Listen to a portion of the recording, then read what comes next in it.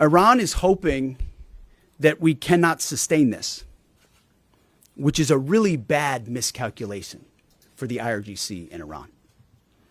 Our commitment to our mission objectives only increases as our advantages continue to increase.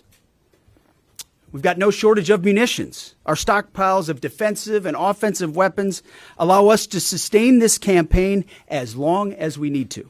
Again, our munition status only increases as our advantage increases.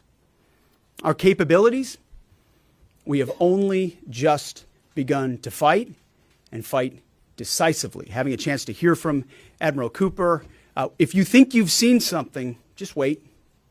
The amount of combat power that's still flowing, that's still coming, that we'll be able to project over Iran is a multiples of what it currently is right now when you add up our capabilities and those of the Israeli Defense Forces.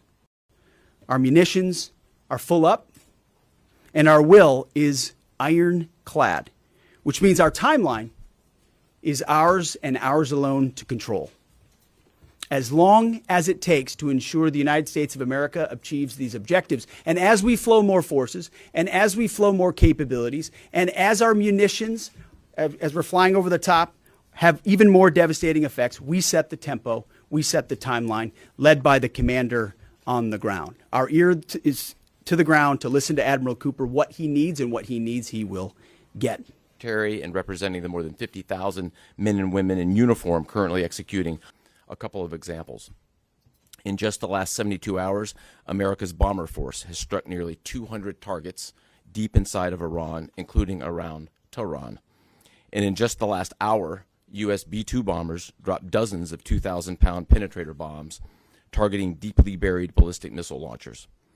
Notably, we've also struck Iran's equivalent of Space Command, which degrades their ability to threaten Americans.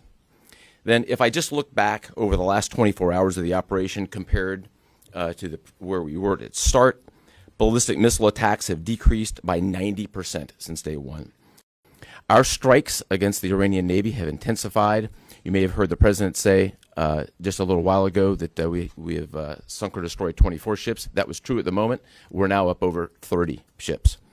And in just the last few hours, we hit an Iranian drone carrier ship, roughly the size of a World War II aircraft carrier, and as we speak, it's on fire.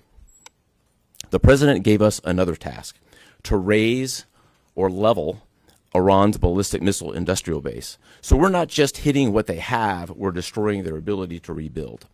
And so as we transition to the next phase of this operation, we will systemically dismantle Iran's missile production capability for the future, and that's absolutely in progress.